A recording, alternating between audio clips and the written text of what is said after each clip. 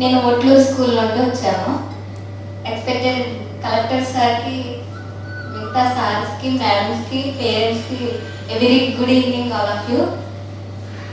అసలు నాకు JEE mains అంటే ఏంటో కూడా తెలియదు సార్. నా ఫస్ట్ ఇయర్లోనే సబ్జెక్ట్స్ ఆగి చాలా అసలు కనీసం ఏం ఇన్స్పైర్ లేదు, ఏం లేదు సార్. చాలా నేర్చుపడిపోయాను. అలాంటిది మా ప్రిన్సిపల్, మా స్టాఫ్ మెంబర్స్, మా సార్స్ అందరూ నన్ను బాగా ఇన్స్పైర్ చేసి ప్రిపేర్ చేశారు సార్ ఎగ్జామ్కి. నేను జనవరిలో రాయలేదు సార్, మొన్న సెప్టెంబర్లో రాశాను. అలాంటిది నేను చాలా అసలు నాకు ఇంత అవకాశం ఇచ్చినందుకు మీకు చాలా థ్యాంక్స్ సార్. అసలు ఎస్సీ ఎస్టీ వాళ్ళకి అవకాశం చాలా తక్కువగా ఉంటుంది. అలాంటి టైంలో మీరు మాకు అసలు ఎలా చదవాలో కూడా తెలియని టైంలో మీరు బుక్స్ ఇచ్చి మాకు ఇంత ఇన్స్పైర్ చేసి ఇంత చేసినందుకు చాలా థ్యాంక్స్ సార్. అసలు ఈ మీటింగ్లో నేను ముగ్గురు థ్యాంక్స్ చెప్పాలనుకుంటున్నాను సార్. ఇంత చేసిన మీకు చాలా థ్యాంక్స్ సార్. అసలు నాకు జేఈ మెయిన్స్ ఇలా ఎగ్జామ్ అంటే కూడా తెలియదు సార్. అలాంటిది మీరు కల్పించినందుకు చాలా థ్యాంక్స్ సార్. నన్ను బాగా ఇన్స్పైర్ చేసిన, నేను డైలీ సర్వీస్ కాదు సార్, హాస్టల్లో ఉండేదాన్ని. నా పేరెంట్స్ కూడా నా దగ్గర లేనప్పుడు మా మేడమ్స్ నా దగ్గర ఉండి చాలా ఇన్స్పైర్ చేశారు సార్. మా మేడమ్స్కి, మా పేరెంట్స్కి, మీ ముగ్గురికి చాలా థ్యాంక్స్ చెప్పాలనుకున్నాను సార్. నన్ను ఇంతలా ఇన్స్పైర్ చేసి ఎగ్జామ్ క్వాలిఫై చేసి నా ఫ్యూచర్ స్టడీస్కి హెల్ప్ చేసిన మీ అందరికి చాలా థ్యాంక్స్ సార్. ఈ అవకాశం ఇచ్చిన అందరికీ చాలా ధన్యవాదాలు. అంటే ఈరోజు ఈ కార్యక్రమానికి కారణమైన పిల్లలందరికీ, ఎందుకంటే మీరు చదవకపోతే, మీరు సరిగ్గా ఎగ్జామ్ రాయకపోతే ఈ స్కీమ్ అనేది ఉండేదే కాదు. సో మెయిన్ సపోర్ట్ మీ దగ్గర నుంచే వచ్చింది. మీ అందరికీ శుభాకాంక్షలు. గత అని చెప్తారు. సో అయిపోయింది. సో ఈ రోజుతోటి మీ మెయిన్స్ రిజల్ట్ అయిపోయింది. సో నేను మెయిన్స్ ఎంత బాగా చదివాను, మేము మెయిన్స్ ఎలా చదివాము అనేది వదిలేయాలి. సో జీవితంలో ఒక్కొక్క రోజు అయిపోగానే దాన్ని వదిలేసి ఫ్యూచర్ మీద ఆలోచించుకుంటూ వెళ్ళిపోవాలి. 27వ తారీఖు అసలైన ఎగ్జామ్ ఉంది, జేఈఈ అడ్వాన్స్డ్. ఒక్కసారి ఐఐటీలోకి వెళ్తే ఏం జరుగుతుంది? ఇంతకుముందు ప్రెస్ వాళ్ళతో మాట్లాడినప్పుడు కూడా, మీడియా వాళ్ళతో మాట్లాడినప్పుడు కూడా చెప్పాను. ఇంజనీరింగ్ కాలేజీలు ఒక 4 కేటగిరీలో పెట్టచ్చు. బెస్ట్ వరల్డ్ క్లాస్ ఇన్స్టిట్యూషన్స్ అంటారు. ఐఐటీస్, బిట్స్ పిలాని ఆ కేటగిరీలోకి వస్తాయి. అక్కడికి వెళ్ళామనుకోండి, అక్కడ ఉన్న స్టాఫ్తో పాటు మనకి ఫైనల్ ఇయర్లోనే ఉద్యోగాలు వస్తాయి. అంటే 4 సంవత్సరాలు బీటెక్ అనుకుంటే 4వ సంవత్సరం ఉద్యోగం వచ్చేస్తుంది. సో బీటెక్ అయిపోయిన తర్వాత బయటకు వచ్చి ఉద్యోగాన్ని ఎదుర్కోవాల్సిన అవసరం ఉండదు. రెండవది, ఆ సర్టిఫికెట్కి చాలా వాల్యూ ఉంటుంది. ఐఐటి బ్రాండ్తో కనుక మీరు జిఆర్ఈ కానీ రాసి, ఆ జీమాట్ కానీ రాస్తే ఫారిన్ యూనివర్సిటీలో మీరు ఎంబీఏ చేయొచ్చు, ఎంఎస్ చేయొచ్చు, లేదు రీసెర్చ్కి వెళ్ళాలనుకుంటే రీసెర్చ్కి వెళ్ళచ్చు. నెక్స్ట్, అక్కడ ఉన్న స్టాఫ్ ప్లస్ మనకి స్టడీకి సంబంధించి చాలా బాగుంటుంది. అలాగే మన కొలీగ్స్, మనతో పాటు చదువుకునే వాళ్ళు ఉంటారు. మనం ఏ బ్రాంచ్లో అయితే ఇంజనీరింగ్ స్టార్ట్ చేస్తామో అదే బ్రాంచ్లో కాకుండా మిగతా బ్రాంచ్లో కూడా స్టూడెంట్స్, హై క్వాలిటీ స్టూడెంట్స్ ఉంటారు. సో అన్ని రకాలుగా కూడా ఒక్కసారి ఐఐటీలో కాలు పెట్టిన తర్వాత 4 ఇయర్స్ తర్వాత బయటకు వస్తే వెళ్ళినప్పటికీ బయటకు వచ్చేటప్పటికి చాలా తేడా ఉంటుంది. సో రెండో కేటగిరీలో మనకి ఎన్ఐటీస్ ఉంటాయి. సో ఎన్ఐటి మన తాడేపల్లిగూడెంలో కూడా ఒక ఎన్ఐటి ఉంది, మనకు తెలుసు. సో ఈ 2 కేటగిరీల్లోకి సీట్లు కనుక రాగలిగితే మీ లైఫ్ మీరు బాగా చేసుకున్నట్టే. ఇంకా మళ్ళీ ఎవరు మీకు చెప్పాల్సిన అవసరం లేదు. అక్కడికి వెళ్ళగానే మీకు అర్థమైపోతుంది. Maybe first year, second year కొంచెం టఫ్ ఉంటుంది. ఎందుకంటే ఐఐటి, జేఈ టాపర్స్ కానీ, లేదు ఎన్ఐటి టాపర్స్ కానీ వాళ్ళతో కంపేర్ చేసేటప్పుడు మనం కొంచెం హార్డ్ వర్క్ చేస్తే సో కవర్ చేసేసుకోవచ్చు. ఫైనల్ ఇయర్కి వచ్చేసరికి లైఫ్ సెట్ అయిపోతుంది. 3వ కేటగిరీ ఉంటుంది, మన యూనివర్సిటీలు, గవర్నమెంట్ కాలేజెస్ ఉంటాయి. సో అది ఎంసెట్ ద్వారా జాయిన్ అవుతుంది 3వ కేటగిరీలో. 4వ కేటగిరీలో ప్రైవేట్ కాలేజెస్ ఉంటాయి. సో ఒకటే ఇంటర్మీడియట్ చాయిస్ మన చేతిలో ఉంటుంది. మనం 4వ కేటగిరీలో చదువుతాం. చదివితే క్లాసులో సరిగ్గా జరగవు, మన చుట్టుపక్కల చదివేవాళ్ళు కూడా అంత సీరియస్గా చదవరు. చదివింది కంప్యూటర్ ఇంజనీరింగ్ చదువుతాం, ఫైనల్ ఇయర్ అయిపోయిన తర్వాత కంప్యూటర్ ఆపరేటర్ పోస్ట్గా అప్లై చేస్తాం. సో ఆ స్టేజ్ నుంచి ఐఐటీలో చదివి మనం డిమాండ్ చేసేటట్టు మనం ఏ కంపెనీకి పోవాలి, ఏం చేయాలి, ఎంత శాలరీ తీసుకోవాలి అనేది మనం డిమాండ్ చేసే స్థాయి నుంచి ఉద్యోగం ఇస్తే చాలు అనే స్థాయికి ఒక ఇంటర్మీడియటే డిసైడ్ చేస్తాం. సో అందుకని మీరు కొంచెం ఇక్కడ నుంచి ఉన్న 15 రోజులు ఫోకస్ చేయండి గట్టిగా. ఇప్పుడు 84% వచ్చిన అమ్మాయికి బహుశా NIT వస్తుంది సీటు. కానీ నేను లాస్ట్ టైం ఎగ్జామ్స్ అప్పుడు చూశాను, 69-70% వచ్చిన వాళ్ళు నెక్స్ట్ అడ్వాన్స్డ్ బాగా రాసి ఐఐటీకి వెళ్ళిన వాళ్ళు ఉన్నారు. సో ఇక్కడ వరకు వచ్చింది ఒక ఎత్తు. ఇక్కడ నుంచి 27వ తారీఖు వరకు. సో దయచేసి తల్లిదండ్రులు ఒక 15 రోజులు పిల్లల్ని ఎక్కువ మందిని ఒకే చోట పెట్టము. 3 ప్లేసెస్ అనుకుంటున్నారు, 3 ప్లేసెస్లో పెట్టి ఫుడ్ దగ్గర నుంచి క్లాసులన్నీ, ఎందుకంటే మేము ఎక్స్ట్రా చెప్పము. మళ్ళీ మీరేం మరీ అవ్వట్లేదు, 24 గంటలు చదివించేసి వాళ్ళని ఏమి బొంబాటు చేయండి. ఇప్పుడు వరకు ఏదైతే చదివారో దాన్ని ఇంకొకసారి రిఫ్రెష్ చేస్తాం. ఇంటికాడ చదివితే చెప్పేవాళ్ళు ఉండరు, టైం వేస్ట్ అవుతుంది. ఇక్కడ వస్తే కనీసం పక్కన క్లాస్మేట్స్తో మాట్లాడకుండా సో రిఫ్రెష్ అవుతారు, కొంచెం టెన్షన్ లేకుండా ఉంటుంది. రెండవది, ఎగ్జామ్కి వెళ్ళేటప్పటికి ఇక్కడ నుంచి అనుకోండి మనం బస్ చేసి డైరెక్ట్గా ఎగ్జామినేషన్ సెంటర్కి తీసుకెళ్ళి ఎగ్జామ్ రాయించి మళ్ళీ తీసుకొస్తాం.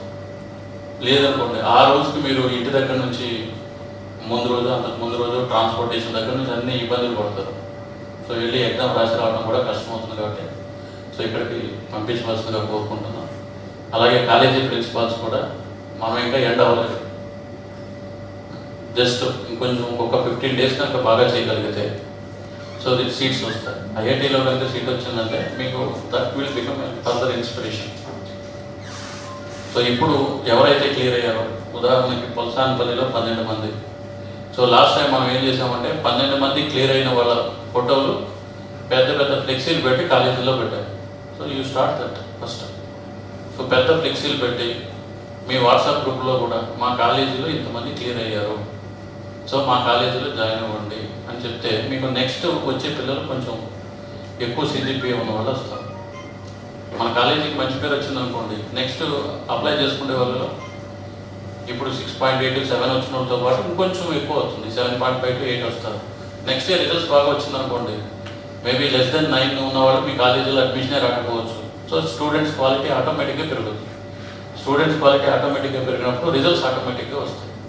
సో దయచేసి ఈ పిల్లలకి పబ్లిసిటీ ఎక్కువ చేయండి, మీ కాలేజీలో చదువుకున్న వాళ్ళకి ఇంటికి వచ్చిందని చెప్పి.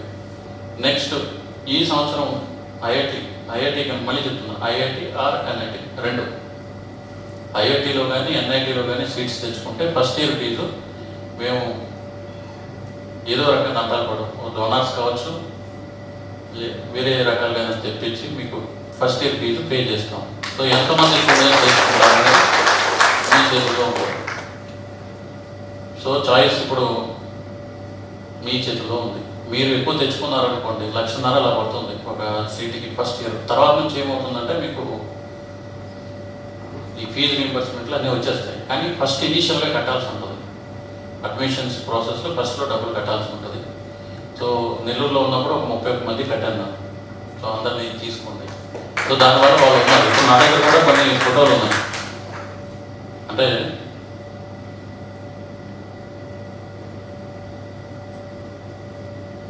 అంటే మనకి అలాంటి కాలేజీలు national institute of technology Bhopal. So భోపాల్లో అడ్మిషన్ వచ్చింది. సో సెకండ్ ఇయర్ చదువుతుంది ఇప్పుడు. సో ఇంకొక 2 yearsలో సో మంచిగా సెటిల్ అయిపోతుంది. సో గుర్తుపెట్టుకోండి, మనం కంప్యూటర్ ఆపరేటర్ పోస్టులకి అప్లై చేస్తామా, లేదు సాఫ్ట్వేర్ ఇంజనీర్గా సెలెక్ట్ ఒక సాఫ్ట్వేర్ రెడీ చేస్తామా, లేదు ఒక MBA చేసి ఫర్దర్గా ఒక కంపెనీలో ఒక కన్సల్టెన్సీ కంపెనీలో ఉంటామా, లేదు ఒక రీసెర్చ్ చేసి ఒక రీసెర్చ్ సైంటిస్ట్గా ఉంటామా, లేదంటే ఊళ్ళో కూర్చుంటామా.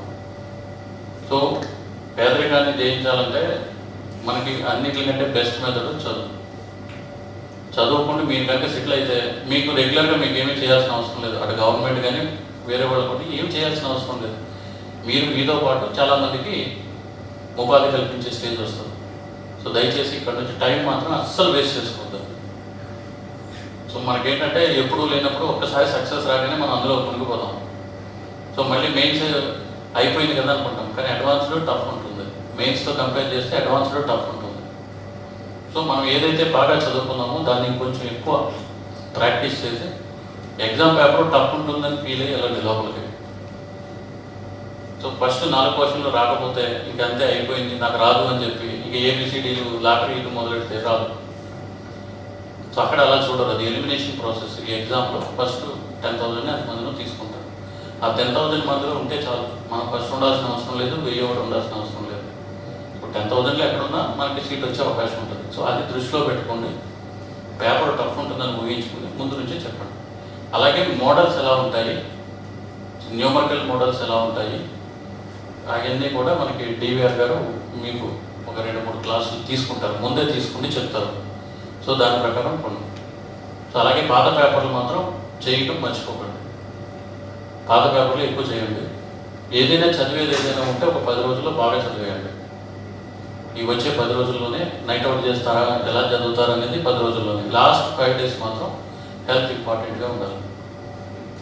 ముందు రోజు నైట్ అవుట్ చేసి ఎగ్జామ్కి వెళ్ళిపోతే అక్కడ మనకి ఏమంటారు, సరిగ్గా కనబడకపోతే, ఇంకా సరిగ్గా మనకి ఒక్కోసారి టెన్షన్లో చెమటలు వచ్చేస్తే ఎగ్జామ్ బాగా చేయలేదు. సో లాస్ట్ 5 డేస్ అంటే 27వ తారీఖు అంటే 22వ తారీఖు నుంచి చదివిస్తూ తగ్గాలి. సో నెక్స్ట్ 10 డేస్ మాత్రం ఎంత ఎక్కువ చదవగలిగితే అంత ఎక్కువ చదవాలి. ఇంక మీద అదేమీ ఆలోచించద్దు. నెక్స్ట్ ఇంకొకటి, మనం హోటల్కి వెళ్తాము, బఫే ఉంటుంది, బఫేలో అన్నీ నచ్చుతాయి. అలానే అన్నీ తినేయగలుగుతామా? సో మన ఎంత తినగలమో అంతే తింటాం, అంతే కదా. సో ఇప్పుడు మనకు 15 రోజులే టైం ఉంది, గుర్తుపెట్టుకోండి. 15 రోజులే టైం ఉంది. 15 రోజులు అన్నీ చదివేద్దాం అనుకుంటే ఏది గుర్తుండదు. సో దయచేసి ప్రిన్సిపాల్స్ కూడా అలాగే టీచర్స్ కూడా ఒకసారి గుర్తుపెట్టుకోండి. 15 రోజుల్లో మీరు ఎక్కువ చదివించలేరు. ఎక్కువ బొంబార్డింగ్ చేస్తే గుర్తుందని మర్చిపోతారు. సో ఎక్కువ ఏ చాప్టర్స్ నుంచి ఎక్కువ వస్తున్నాయి, ఏ చాప్టర్స్ ఈజీగా ఉంటున్నాయి అనేది ఒక్కసారి చూసుకోండి. దాన్ని మళ్ళీ మళ్ళీ ప్రాక్టీస్ చేయించండి. అండ్ దయచేసి ఒక చిన్న సజెషన్ ఏంటంటే, ఇది క్యూములేటివ్ ప్రాసెస్. మొత్తం ఎన్ని మార్కులు వచ్చినాయి అనేది తీసుకుంటారు. Maths, physics, chemistry minimum cut off వచ్చేటట్టు చూసుకోవాలి. నాకు మ్యాథ్స్ ఇంట్రెస్ట్ కదా అని చెప్పి మ్యాథ్స్లో ఎక్కువ మార్కులు వచ్చి ఫిజిక్స్, కెమిస్ట్రీ డిస్క్వాలిఫై అయితే సీట్ రాదు. టోటల్లో నేను ఎక్కువే ఉంటాను, కానీ నెంబర్ తక్కువ ఉంది కాబట్టి రాదు. అలా కాకుండా మినిమం మార్కులు 3 వచ్చినా కొంతమందికి సీట్లు వస్తాయి. సో మినిమం మ్యాథ్స్లో కానీ, ఫిజిక్స్లో కానీ, కెమిస్ట్రీలో కానీ మినిమం వచ్చేటట్టు మీరు ప్రాక్టీస్ చేయండి. ఒక్కసారి మినిమం వచ్చిన తర్వాత టోటల్ మార్క్స్కి మీకు ర్యాంకింగ్ వస్తుంది. టోటల్ మార్క్స్ అంటే ఏ సబ్జెక్ట్లో మనకి ఇంట్రెస్ట్ ఉందో ఆ సబ్జెక్ట్లో ఎక్కువ టైం పెడితే ఎక్కువ మార్కులు వస్తాయి. ఉదాహరణకు మ్యాథ్స్ ఇంట్రెస్ట్ అనుకోండి, మ్యాథ్స్లో 70-80 తెచ్చుకోండి. ఫిజిక్స్లో సపోజ్ కట్ ఆఫ్ ఒక 20 అనుకోండి, 30 మార్కులు అనుకుంటే 40. కెమిస్ట్రీలో 40 వస్తే చాలు. అంతేగాని ఈక్వల్గా రావాలని చెప్పి 50-50 ట్రై చేస్తే రావు. ఏదైతే ఇంట్రెస్టింగ్ సబ్జెక్ట్ ఉంటుందో అక్కడ ఎక్కువ మార్కులు వచ్చే అవకాశం ఉంటుంది. సో దాని మీద ఎక్కువ ఫోకస్ చేస్తూ మిగతా 2 మాత్రం ఖచ్చితంగా ఆ మినిమం కట్ ఆఫ్ వచ్చేటట్టు చూడండి. సో నెక్స్ట్ 15 రోజులు ఒక యజ్ఞం లాగా. మేము సివిల్స్ ప్రిపేర్ అయ్యేటప్పుడు మా అనేవాడు 1.5 year పాటు సన్యాసి అయిపోవాలి అని. అంటే బయట ప్రపంచంతో సంబంధం ఉండకూడదు. సో ఆ టైప్లో కనుక మారితే ఒక 15 రోజులు ఖచ్చితంగా సీట్స్ వస్తాయి. సీట్స్ వస్తే మీకు ఒకటి ఫస్ట్ ఇయర్ ఏదైతే ఫీజు వస్తుంది, దాంతోపాటు జేసీ గారు అయితే స్మార్ట్ ఫోన్ కూడా ఇస్తారు. సో ఎన్ని డౌట్స్ ఏదైనా ఉంటే అడగండి. బట్ నెక్స్ట్ 15 days మాత్రం ఎవరు మిమ్మల్ని డిస్టర్బ్ చేయరు. సో బాగా చదవండి. ఇదే ఒకటే టైం, ఆపర్చునిటీ ఒకసారి వస్తుంది. వచ్చినప్పుడు దాన్ని గ్రాప్ చేసి చేయగలిగిన వాళ్ళే పైకి వెళ్తారు. ఎందుకంటే నేను ఎన్ఐటి వరంగల్లో చదివాను, ఐఐఎస్సి బెంగళూరులో చదివాను, 2 ప్రీమియర్ ఇన్స్టిట్యూట్స్. ఐఐఎస్సి బెంగళూరు అనేది నేను చదివినప్పుడు అక్కడ 24/7 ఉంటుంది. మనం చెప్పేది కదా, 24 గంటలు క్లాసులు ఉంటాయి, 24 గంటలు ల్యాబ్స్ ఉంటాయి. ఒక్కొక్క ప్రొఫెసరు 10:30 తీసుకోవచ్చు, రాత్రి టైం ఉండదు. ఎగ్జాము మనకులాగా 3 గంటలకి ఎగ్జామ్ అని ఉండదు. క్వశ్చన్ పేపర్ మాకే ఇచ్చేస్తారు. ఈరోజు మార్నింగ్ క్వశ్చన్ పేపర్ ఇచ్చి రేపు మార్నింగ్ ఇచ్చిన టయానికి ఆన్సర్ షీట్ తీసుకురామంటారు. ఆన్సర్ షీట్ మీరు మీ ఫ్రెండ్స్తో మాట్లాడుకుంటారా, మీ సీనియర్స్తో మాట్లాడుకుంటారా, నెట్లో సెర్చ్ చేసి చేస్తారా, అది మీ ఇష్టం. గుర్తుపెట్టుకుని చేశాడనే దానికి వాళ్ళు చూడరు. వాళ్ళు చూసేది నీకు అర్థమైందా లేదా అనేది చూస్తారు. సో అది అర్థమైంది అనుకోండి, ఏదైనా ఎప్పుడైనా మనం అప్లై చేయొచ్చు. సో అంత ఫ్లెక్సిబుల్గా ఉంటే మంచి మంచి ప్రొఫెసర్స్ ఉంటారు. సో అలాంటి దాంట్లో ఒక్కసారి అడుగు పెట్టాలి అంటే ఎంతో రాసి ఉండాలి. సో అది రాసి ఉండాలి అంటే మన రాసిన మనమే రాసుకోవాలి. ఎవరో బ్రహ్మదేవుడు పైన కూర్చుని అందరికీ రాయడం, మనమే రాసుకోవాలి. వివేకానంద చెప్పినట్టు you are the creator of your own destiny. So మన రాతలు మనమే మార్చుకుందాం. సో దయచేసి కష్టపడి చదవండి ఒక 10 రోజులు. నెక్స్ట్ 5 days కొంచెం రివైజ్ చేసుకోండి. దాంతో రిజల్ట్ వచ్చేస్తుంది. రిజల్ట్ గురించి ఆలోచించి మళ్ళీ టెన్షన్ పడితే ఉంటే మాత్రం చదివింది మర్చిపోతారు. దయచేసి ఎగ్జామ్ గురించి మాట్లాడుకోవద్దు. 15 రోజులు బాగా చదవండి, వెళ్ళి ఎగ్జామ్ రాయండి. రెస్ట్ హిస్టరీ అవుతుంది. మనం హిస్టరీ క్రియేట్ చేసేటప్పుడు ఏం మాట్లాడాల్సిన అవసరం లేదు. హిస్టరీ క్రియేట్ అయిన తర్వాత దాని గురించి అందరూ చెప్పుకోవాల్సింది. సో అందరికీ ఇక్కడికి వచ్చినందుకు మీ అందరికీ మరొకసారి ధన్యవాదాలు. మాకు ఏదైనా రిటర్న్ ఇచ్చారంటే అది మాకు సీట్స్, ఇవన్నీ కాదు. మాకు ఐఐటి సీట్స్ లేదు ఎన్ఐటి సీట్స్, ఎన్ని సీట్స్ ఇస్తే మా మీద మీకు అంత గౌరవం ఉన్నట్లేక. Thank you.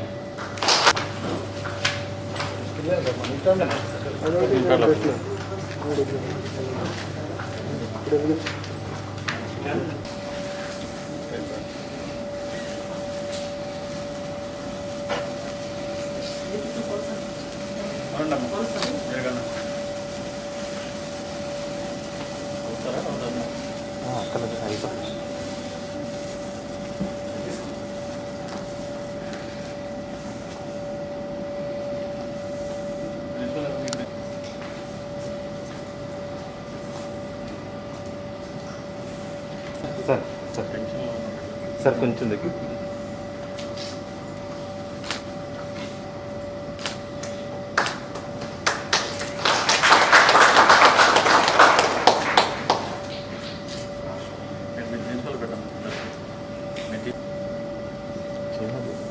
దాంతో అలా పట్టుకోండి, నైఫ్తో వస్తుంది.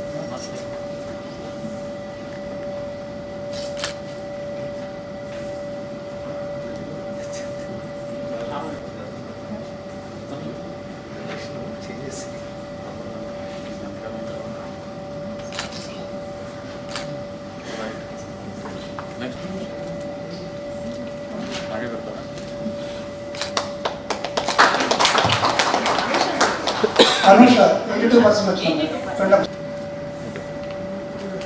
Sir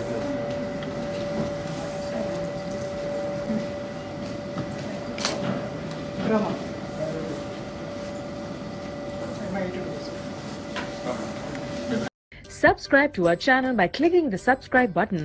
Click the bell button and enjoy the latest uploads from our channel.